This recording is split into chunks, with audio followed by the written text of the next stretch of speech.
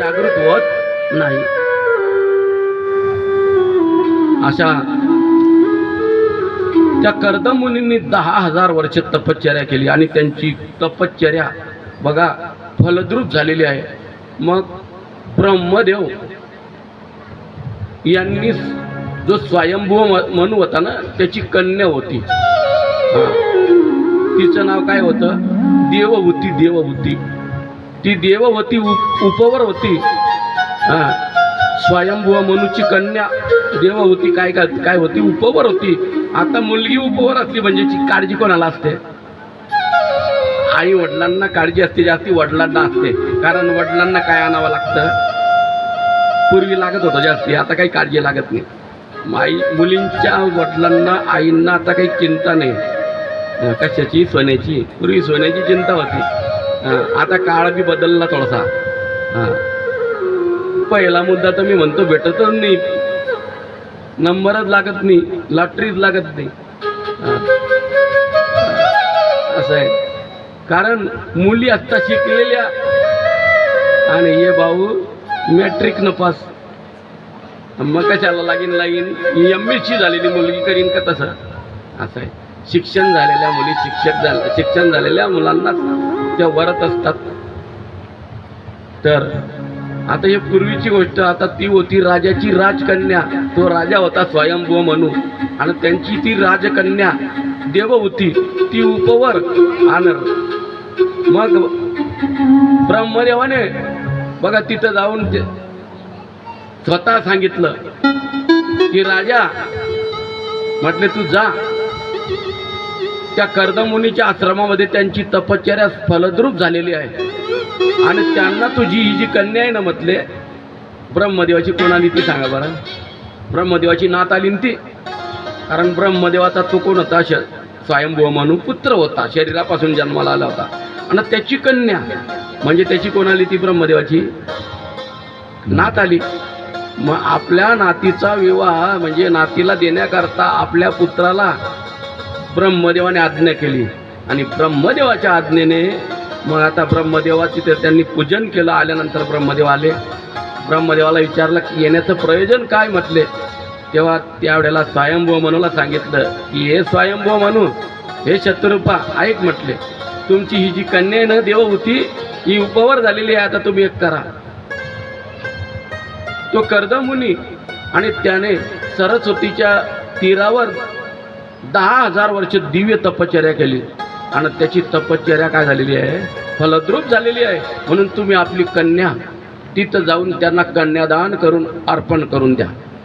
आता ब्रह्मदेवाच्या सांगण्यावरून मग आता ब्रह्मदेव तर निघून गेले सांगून.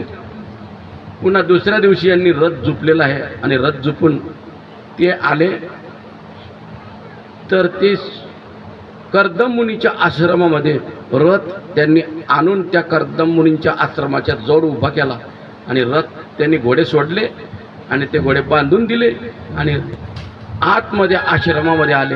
आश्रमामध्ये स्वयंभू मनू राजाला आणि शतरूपा राणीला आणि त्यांच्यासोबत आलेल्या कन्येला बघितलं. आता ती राजाची राजकन्या सौंदर्यवान, तिला बघितल्यानंतर ऋषीच्या मनामध्ये तिच्याबद्दल देखील ऋषीला देखील काय झालं बघा की आपल्याला ही मिळावी, परंतु हे कशा करता आले अगोदर त्यांना विचारावं. आश्रमामध्ये आल्यानंतर म्हटले स्वयंभू मनू तुमचं येण्याचं प्रयोजन काय? त्यावेळेला म्हटले आमचं येण्याचं प्रयोजन असं आहे. अगोदर असं नसतं वा म्हटले, तुम्ही बसा. बसले, असं नसतं झाले आणि सांगायला सुरुवात केली. त्या बघा स्वयंभू मनू नाही, स्वयंभू मनू म्हणतोय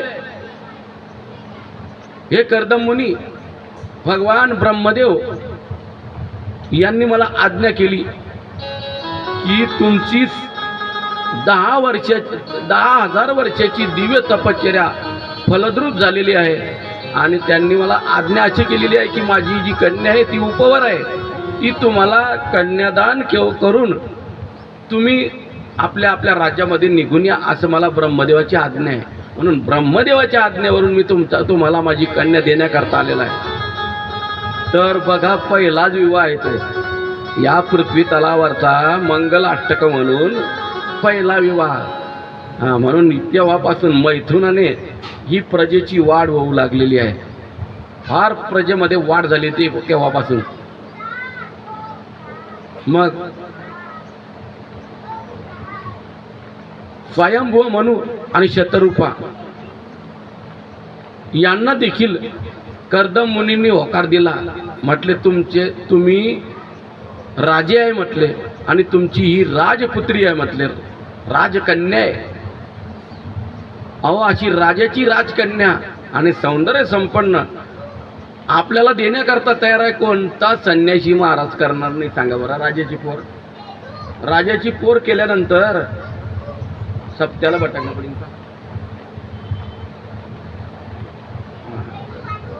मग जरी संन्यासी असला, जरी महाराज असला आणि एखादा राजाची मुलगी असली आणि ती मिळत असली आणि एकुलती एक मुलगी असली, करणार नाही का?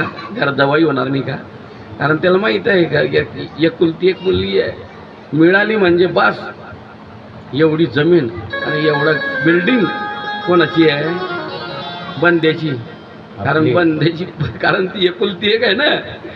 त्यामुळे ऋषीमुनी म्हणताय की कर्दम मुनी म्हणताय की राजेसाहेब, ब्रह्मदेवांनी जी आज्ञा केलेली आहे ना, मग ती तुम्ही मला सांगितलं ना निरोप, मी तुमच्या मुलीचा स्वीकार करायला तयार आहे म्हटले.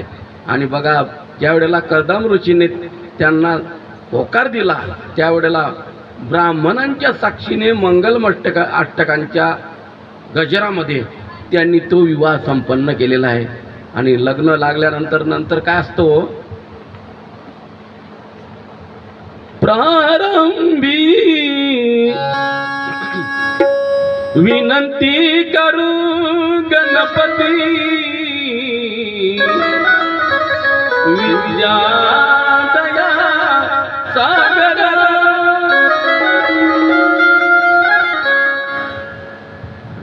असे मंगल अष्टक म्हणून पहिला विवाह. आणि त्यांचा विवाह झाला आणि त्यानंतर कन्यादान असतं ना, सप्तपदी असते, 7 फेऱ्या माराव्या लागतात. आणि त्यानंतर कन्यादान केल्यानंतर बघा जो सासरा असतो ना, रात्री बी कीर्तन मध्ये ऐकलं तुम्ही, पण कोवी सांगतो तुम्हाला मी. ज्ञानेश्वर महाराज ज्ञानेश्वरीमध्ये सांगतात की सासरा सुटतो आणि जावाई शिरके म्हणजे जावाई अटकतो त्याच्या. मग सर्व जबाबदारी कोणाची येते? बापा म्हणतो की ही कन्या आमची कन्या, तुम्हाला आम्ही कन्यादान करतोय. आजपर्यंत होती आमची, आता झाली तुमची. म्हणून आमच्या कन्याची जबाबदारी कोणाची आहे? तुमची आहे. म्हणून मग ती कन्या आल्यानंतर पत्नी आल्यानंतर काय काय असतं? मग पतीला, तो जरी नवरदेव असला, घोड्यावर बसलेला असला, परंतु सत्यनारायण झाल्यानंतर तो जर शेतकरी असला ना, त्याच्या डोक्यावर काय कशाचं टोपलं पडतं? शेणाचं टोपलं. असं आहे. कारण काम करावं लागतं, कारण आणा लागतो बागे. काय काय आणा म्हणते मग ती? साडी आणा, चोळी आणा, काय काय आणा, सुतडी आणा, बांबू आणा, मडक आणा, तेल आणा, मिरची आणा. आणा आणा करून याला बी अशी सराव पडून जाते. ती म्हणते आणा, तिला पडलेली अशी सराव, आणा तिची मान अशी हलते. कोणाची? आणा म्हणणारींची. हा भाऊ म्हणतो आता, कारण तू आणा करी तो काना झालेला असतो, तो मग असं करतो, नाही आता काही जमणार नाही. म्हणून त्याची मान, म्हाताऱ्याची मान अशी हलते. तो म्हणतो आता नाही जमणार हो माऊली, आता मी थकला, माझी तांबडी आता दिल्ली झाली, आता मी तुला काही जाणून देऊ शकणार नाही. आणा करून शेवटी केव्हाच काना होऊन जातो, पत्ता बी लागत नाही. तर राजा त्या राजकन्येचं कन्यादान केलेलं आहे आणि आपण आपल्या राज्यात निघून गेला. पण राजा निघून गेल्यानंतर पुन्हा अजून कर्दम ऋषी आता इकडे तपश्चर्या करताय, म्हणजे उपवास करून बरं. आणि तर मग आता आपण काय करू? कथा ऐकल्यानं कथा झाली, संपलीच आपली. म्हणजे आपण घरी जाऊन काय करू? हां, जेवण करू, उपवास करणार नाही. परंतु ही सरस्वती नदीच्या तीरावर पत्नी आल्यानंतर, नवीन पत्नी आल्यानंतर हां पुन्हा तपश्चर्या करायला लागले. परंतु ती देखील आपले पती काय करताय म्हणून ती देखील त्यांच्यासोबत तपश्चर्या करायची. जसे आंघोळ ते करायचे, आपल्या डोक्याला शॅम्पू लावत नव्हती, जशी नदीमध्ये गेले त्याला म्हणतात मुसळ स्नान, नुसती डुबकी मारायची आणि बाहेर निघायचं. आणि तशी ओढले केस आणि ओलं अंग त्याचा सहित ते सूर्यनारायणाकडे तोंड करून बघा भगवंताचं नाम चिंतन करायचे, भगवान विष्णूची आराधना करायचे. पुष्कळ दिवस आराधना केल्यानंतर तिचं शरीर झालं कृश. आता जास्ती दिवस उपवास केला, समजा नवरात्राचे उपवास केले तुम्ही आणि ते 9 दिवसामध्ये सोडले बी नाही आणि पायामध्ये चप्पल बी घातली नाही, 9 दिवसामध्ये काय होतं सांगा बरं आपलं? आपण कशी होऊन जाता? जर समजा साबुदाण्याची खिचडी बी खाल्ली नाही, केळांची भाजी खाल्ली नाही, केळांची काय कोणती मावशी होती पण त्यानं हुशार तिनं केळांची दशमी बी आणली. हां, केळांची दशमी खाल्ली की असं वाटतच नाही की आपली एकादशी आहे, असं वाटतं की द्वादशी आहे आज. कारण केळांची आम्ही आडण देऊन आलो ते कोचूरगाव मारुती परदेशीचं, तिथं आमच्यासोबत आडंदीचे विद्यार्थी होते. म्हणे का हो महाराज आजची तर एकादशी आहे, हे बाजरीची भाकर. म्हणजे हो बापा बाजरीची भाकर नाही रे दादा, केळांची भाकर दशमी आहे म्हटलं ती. हां, केळांची दशमी आहे. नाही म्हणे काळी काळी का दिसते? केळांची दशमी आहे, ती केळं फळ आहे म्हटलं. हां, म्हणजे बघा असं आपल्यासारखं फराळ करून नाही तर असं त्यांनी तपश्चर्या केली दोघी पती पत्नींनी. आणि ऋषीला दिसलं की आपली जी आदिती आपल्या का तिचं नाव देवहूती आहे ना, ती देवहूती कृश झालेली आहे. काय नाव तिचं? देवहूती. कर्दम ऋषीची पत्नी जी आहे तिचं नाव देवहूती, कृश झालेली आहे उपवासाने आणि तपश्चर्याने. ती कृश झालेली आहे, तिच्या शरीरावर फक्त केवळ अस्थि राहिलेली आहे. म्हणून आता कश्यप ऋषीने तिच्यावर कृपा केली आणि कश्यप ऋषीने आपल्या दिव्य दृष्टीने तिच्याकडे बघितल्यानंतर ती जशी राजा आणि राणी तिला घेऊन आले होते ना, त्या प्रकारे ती सौंदर्य संपन्न झालेली आहे. आणि ऋषीने आता विचार केला, आता हे तारुण्य अवस्थेमध्ये प्राप्त झाली, तरुण झाली, तर मग आपण कसं व्हायला पाहिजे? आता ऋषी कसं राहिलं? आता त्यांनी बी तप केलं होतं, त्यांचं शरीर कसं असेल? त्यांची देखील अस्थी आता चिटकलेल्या होत्या. आणि त्यांनी सांगितलं, भगवंता मी तुझं जे तप केलं ना, त्या तपामधून अर्धी तपश्चर्या तुला समर्पित करतो, पण आम्हाला असं कर म्हटले की दोघं सौंदर्य संपन्न व्हायला पाहिजे आणि असं आम्हाला एक विमान दे, त्या विमानामध्ये अनेक प्रकारच्या दासी असायला पाहिजे सेवा करण्याकरता. माझ्या पत्नीची देवहूतीची सेवा करण्याकरता अनेक दासी, तिला झोपण्याकरता नरम नरम बिछाना आणि क्वाट बघा.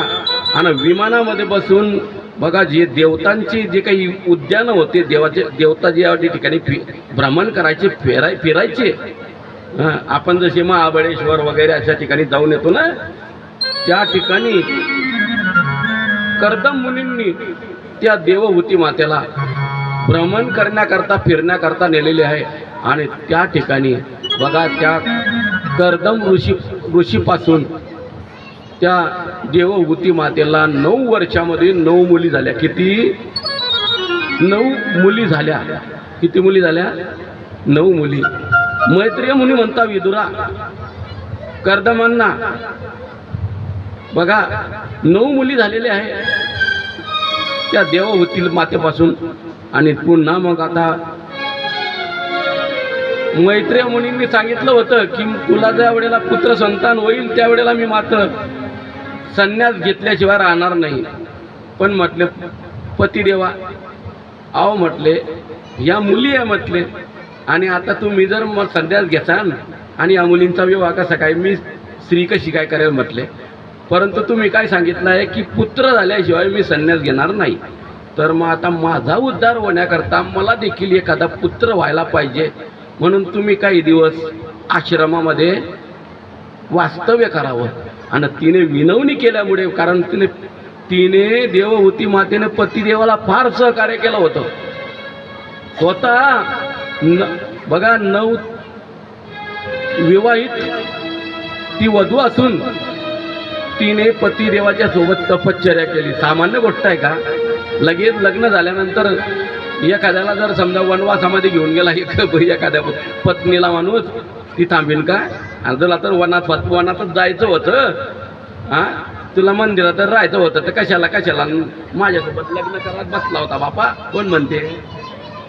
हां म्हणताना हां जर आत्ता जर समजा काही दिवस एखादा मनुष्य जर पत्नीचा त्याग करून निघून गेला तर पत्नी काय बोलील पत्नी सांगता येत नाही. परंतु ऐका, तिने कधीच पतीचा अपमान केला नाही. देव समजून पतिदेवाची सेवा केलेली आहे. आणि म्हणून ऐका, आपल्या पतीची देव समजून जी पत्नी सेवा करते ती खरं पतिव्रता पत्नी आहे. आणि पतिव्रता जी असते ना, त्या स्त्रीची देवावर देखील काय असते? तुका म्हणे पतिव्रता, तुका म्हणे पतिव्रता, तुका म्हणे पतिव्रता, तुका म्हणे पतिव्रता, तिची देवावरी सत्ता, तिची देवावरी सत्ता, तिची देवावरी सत्ता, तुका म्हणे पतिव्रता, तुका म्हणे पतिव्रता.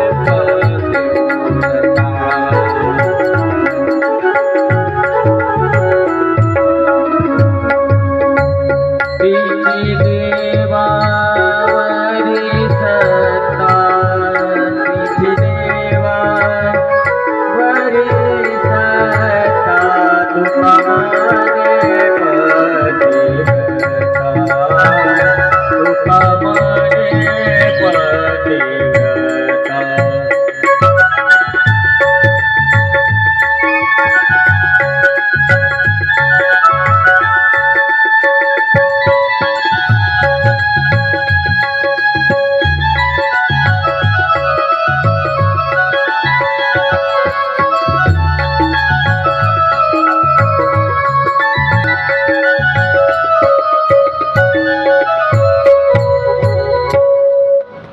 असते, आपल्या पतीची मनोभावना सेवा करीत असते, तिची सत्ता देवावर देखील असते.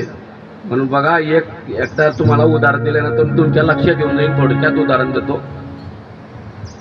तर बघा, ही पतिव्रता स्त्री होती आणि ती अशी कांडण करीत होती. कांडण करीत असताना कांडणं समजतं ना तुम्हाला? कांडण कशाने करावं लागतं? मुसळाने. हां, त्या असं मुसळाने कांडत होती. तितक्यामध्ये तिचे पतिदेव आले होते आणि शेजारची बाई तिच्याकडे काही उसनवारी मागण्याकरता आली होती. आणि बघा, पतीने मागितलं पाणी, आणि जे मुसळ होतं ना, ते मुसळ तिने असं वरती सोडून दिलं. ती मुसळ काय झालं शील, ते असं लटकलं. आणि ते बाहेरून जी आली होती ना, तिने पाहिलं, म्हणे बापा रे, येतं कोणती विद्या शिकी आली? म्हणे बंगाली विद्या शिकी आली काय? ते तर तरंगलं म्हणे वरतीच्या वरती.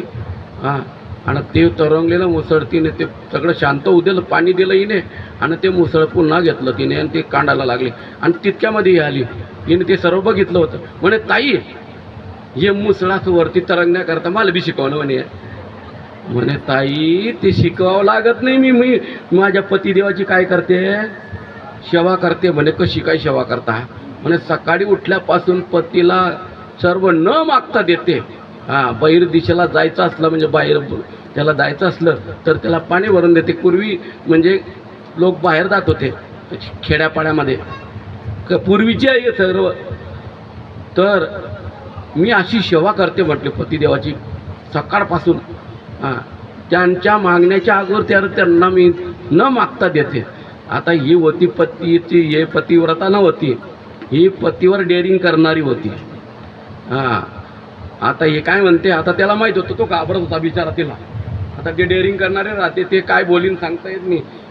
हा, ही म्हणते इकडे या, मी काय म्हणते इकडे या. आला तो बिचारा, तो घाबरतोय पहिलेच. म्हणे काय म्हणते सांग ना. म्हणे मी आता, तुम्ही एक काम करा, तुम्ही बाहेर जा, तोपर्यंत मी स्वयंपाक बी करून ठेवते आणि मला पाणी माग जा. म्हणे मी कांडण करायला बसीन. मी कांडण म्हणजे करीत असताना तुम्ही यायचं बाहेरून आणि मला काय मागायचं, पाणी मागायचं. आता एका दिवसामध्ये पतिव्रता होईन काही सांगा बरं. हा, ती किती बिचारीची जीवनभर प्रॅक्टिकल म्हणजे एका दिवसामध्ये करायला पाहते प्रयोग. आणि बसली कांडण करायला, मुसळ कांटे ना. हा आला, हा म्हणतो मनुकाने का मुसलमारी पेशील. कारण ती तशी होती ना, त्याच्यामुळे तो घाबरत होता. बोललो का नाही. ती म्हणते अरे बोला ना.